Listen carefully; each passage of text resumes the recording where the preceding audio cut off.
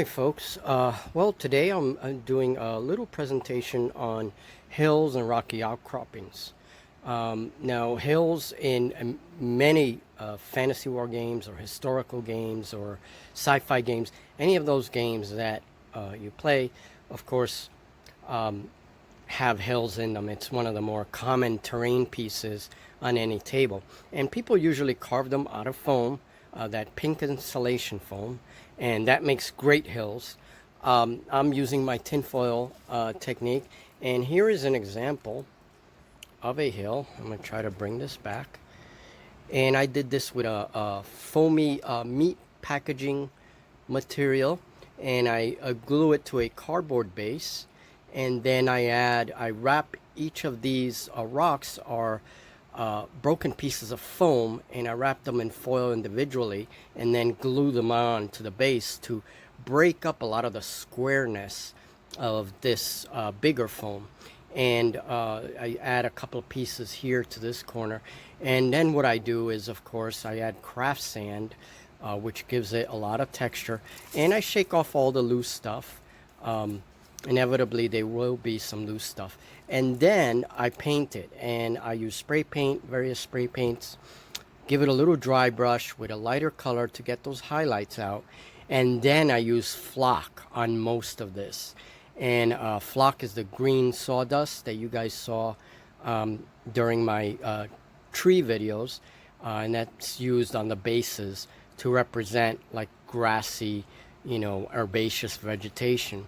And so I'll fill that up with the green, and it'll look really, really nice. And I'll put some of it on these loose stones. Now models can still come up here, and this is for 28mm scale. And then I have smaller rocky outcrops. These are not exactly hills, but I put them on a CD as a base, old CD. And then again, they're wrapped in foil, and I put craft sand, then I paint these.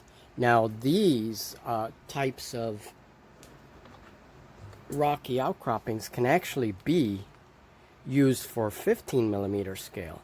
And these are some goblin archers in 15mm scale, right? So these are really tiny. And when we talk about 15mm scale, we'll talk about this kind of terrain. This is a little bit scaled down. However, it can be used in 28mm as well, and to represent, just some big stones lying about, and it's more of a scatter terrain piece. Then also with my foil, I do these terrace-like hills or rocky croppings, and of course a lot of this gets covered in green flock to represent grass, and I like to decorate my hills with little vegetation pieces and grass pieces and everything else. And depending on whether I want it to serve as a winter hill or not. If I want it to serve as a winter hill, I might keep it just like this, general, paint it up, don't put any vegetation, and then sprinkle artificial snow on it. But this is sort of an edge piece. It sits in the edge of a table and is really nice because it does give, you can put a line of archers there, and they can take advantage of that high elevation. And a lot of games have rules for that. Alright, so those were the newer pieces, and I gotta paint those now. And what I'm gonna do is show you, this is an older piece, and this was done with cardboard and foam.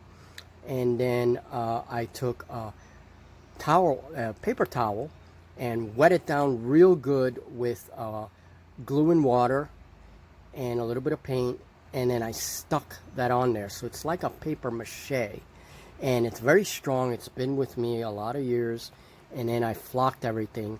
Here's that flock, this colored sawdust that I make, and then painted the rest in gray. And this is a really nice hill. It's very tall, and if playing sci-fi, you could even hide a tank back there. It can take cover and all that. So there's that. And let's go to the other side of the bench to show you some other materials.